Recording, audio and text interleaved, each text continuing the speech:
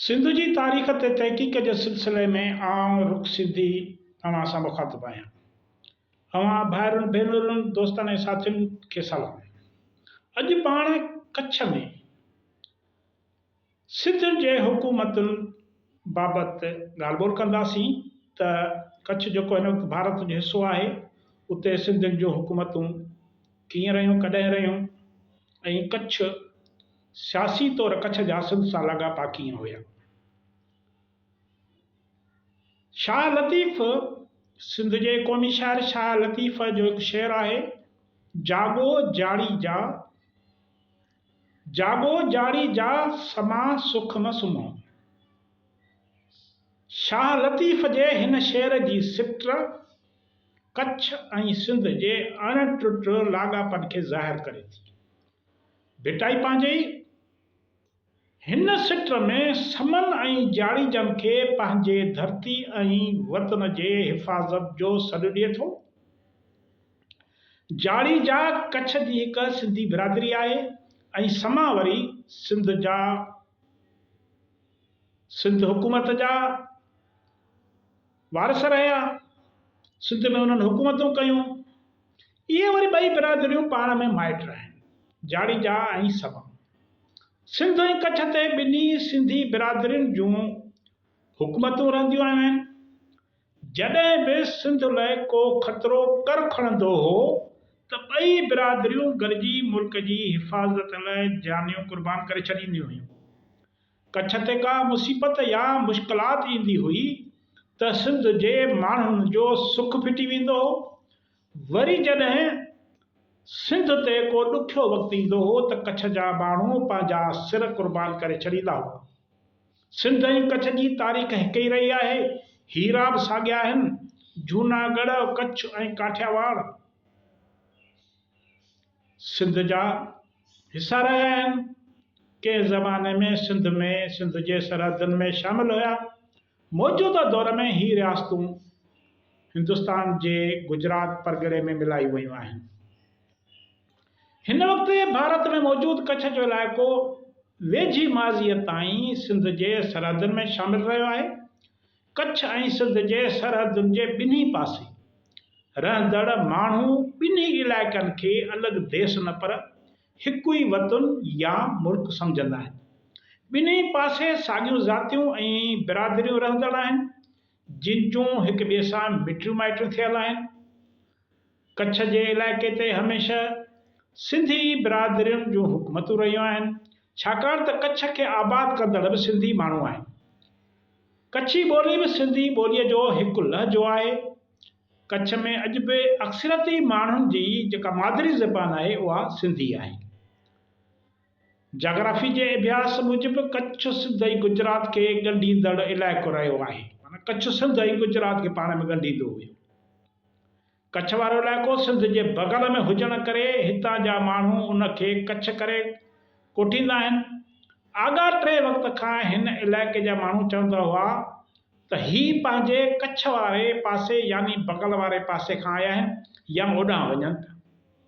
अहिड़ी तरह हिन इलाइक़े ते नालो ई कच्छ पइजी वियो। अॼु सिंध जे इन इलाइक़े जी सुञाणप ई इहो नालो यानी कच्छ बणिजी वियो आहे। सिंध ऐं कच्छ गॾियल सक़ाफ़ती वरसे जा मालिक आहिनि, अॼु बि मालिक आहिनि। कल्ह बि हुया, बाज़ीअ में त हुया ई हुया। कच्छ, भुज, काठियावाड़ ऐं जूनागढ़ तारीख़ जे मुख़्तलिफ़ दौरनि में सिंध मुल्क जा हिसा बि रहिया आहिनि। अॼु खां 10,000 वरे अॻु सिंधू सभ्यता जे दौर में ही इलाइक़ा सिंध जा तहज़ीबी मर्कज़ रहिया आहिनि। न्याम्यारी मुहक़िक़ M.H. पंवर पंहिंजे किताब सिंध ऐं कच्छ जा लाॻापा में लिखे थो त कच्छ सां सिंध जा लाॻापा 8,000 साल क़िबल मसीह खां नज़र अचनि था। पाण कच्छ सां सिंध जे लाॻापनि खे 3 दौरनि में विरहाए थो। M.H. पंवर 3 दौरनि में थो विरहाए थो। पहिरियों दौर थो ॿुधाए त 8,000 साल क़िबल मसीह खां 1226 ईसवीअ ताईं जेको दौर हो जाग्राफियाई एके ऐं सक़ाफ़ती लाॻापनि जो दौर हो। इन ई पहिरें दौर में कच्छ हिकिड़ो ॿेटो ऐं उन जा सिंध सां पाणीअ ज़रिए बहितरीन रस्ता हुआ। इन दौर में सिंध ऐं कच्छ जाग्राफियाई तौर हिक ॿिए सां लाॻापियल ज़रूरु हुया। ॿियो दौरु आहे 1226। 1226 खां 1600 ईस्वीअ ताईं सियासी लाॻापन ऐं गॾियल मुफ़ादनि जो दौरु हो। इन ई दौर में सिंध ऐं कच्छ ते साॻिया क़बीला हुकूमत कंदा हुआ, पर इन्हनि क़बीलनि मां हिकु गुरु हिंदू हो त ॿियो गुरु वरी इस्लाम क़बूल करे चुको हो। बावजूदि उनजे ही क़बीला पाण में सुठा लाॻापा रखंदा हुया। टियों दौरु हिमेश पवार ॿुधाए थो, टियों दौरु 1600 ईस्वीअ खां 1960 ताईं गॾियल चरागाहनि ऐं इक़्तिसादी लाॻापन जो दौरो, जॾहिं सिंधी यानी लाड़ी थरी कोहिस्तानी ऐं कच्छी ॾुकर वारनि हालतुनि में हिते लॾा लाहींदा हुया। माना लाड़ी थरी ऐं कोहिस्तानी ऐं कच्छी जेके जॾहिं ॾुकर पवंदो हो त हीअ असांजे इलाइक़नि में ईंदा हुआ, पंहिंजो माल मथा चारण या अची रिहाइश इख्तियार कंदा हुआ। इहो हो चिरागाहनि ऐं इक़्तिसादी लाॻापन जो दौरु। असां कच्छ सां सिंध जे लाॻापन खे सिंधू माथिरी जे तहज़ीब वारे दौर खां बेस हेठि आणियूं था। अॻिते ॿियनि दौरनि ते बि ॻाल्हाईंदासीं, पर हिन वीडियो में सिर्फ़ु सिंधू तहज़ीब सां लाॻापा ऐं उन खां पोइ ब्राह्मण दौर ते जेको पीरियड रहियो आहे उन सां सिंध ऐं कच्छ जे लाॻापन ते हिन वीडियो में पाण ॻाल्हाईंदासीं। अव्हांखे गुज़ारिश आहे त हीउ वीडियो तव्हां मुकमिल ॿुधो। सिंधू सभ्यता जे मुहक़िक़ S.R. राव मूजिबि सिंधू माथिरी जी तहज़ीब वारे दौर में सिंधू सल्तनत जो ॾाखिणियूं परगि॒णो कच्छ ऐं काठियावाड़ वारे उपबेट ऐं ॾखिण गुजरात वारे जाबलू मथाएं लेटाएं पट ऐं खंभात नार ताईं पखिड़ियल हो। माना इहो असांजो हो सिंधू तहज़ीब वारे दौर में ॾाखिणियो परगि॒णो। इन दौर में सिंधू तहज़ीब जे वारसनि 15 लख चौरस मेलनि ताईं पखिड़ियल पंहिंजी सिंधू सल्तनत क़ाइमु कई। S.R. राव पंहिंजे तहक़ीक़ में सिंध जे जाग्राफियाई हदुनि खे 4 परगि॒णनि ते मुश्तमिल ॾेखारियो आहे, जंहिंमें सिंधू सल्तनत जो मरकज़ी परगि॒णो यानी मौजूदा सिंध ऐं पंजाब वारो ज़रख़ेज़ मैदानी इलाइक़ो, ॿियो सिंधू सल्तनत जे ओलहंदे परगि॒णे में बलूचिस्तान, मकरान, खैबर ऐं बूलान लक वारे इलाइक़े समेत आक्स माथिरी वारो उत्तर ओलह वारो इलाइक़ो बि शामिल हुया। सिंधू सल्तनत जे उभरंदे परगि॒णे में वरी हाकड़ो, गगर नदी, सरसूती जंहिंखे चइजे, चितांग नदी वारी माथिरी ऐं सतलज वारो मथियो सॼो इलाइक़ो, गंगा जमुना जे वादी, मौजूदा हरियाणा यानी ओभर पंजाब, ओलह राजस्थान, उत्तर प्रदेश, यूपीअ जो मीरठ वारो ज़िलो ऐं सॼो जम्मू कश्मीर वारो इलाइक़ो शामिल हो। हिमेश पवार मूजिबि अॼु कच्छ जो ऋण ख़ुश्क आहे, पर 1226 ईस्वीअ खां अॻु ईअं न हो। उन वक़्तु कच्छ हिकु सामूंडी खारी हुयो। जॾहिं त सिंध ते राय घराणे जी हुकूमत दौरान कच्छ ऐं राजस्थान सिंध जे सरहदुनि में शामिल हुया। इन दौर में सिंध जूं सरहदूं कश्मीर खां वठी समुंड ते पखिड़ियल हुयूं। राय घराणे सिंध ते 450 ईस्वीअ खां 642 ईस्वीअ ताईं हुकूमत कई। सिंध में ब्राह्मण घराणे जो दौर वरी सन 642 खां 712 ईस्वीअ ताईं क़ाइमु रहियो। इन दौर में बि कच्छ, भुज, काठियावाड़ ऐं गुजरात जा इलाइक़ा सिंध मुल्क में शामिल हुया।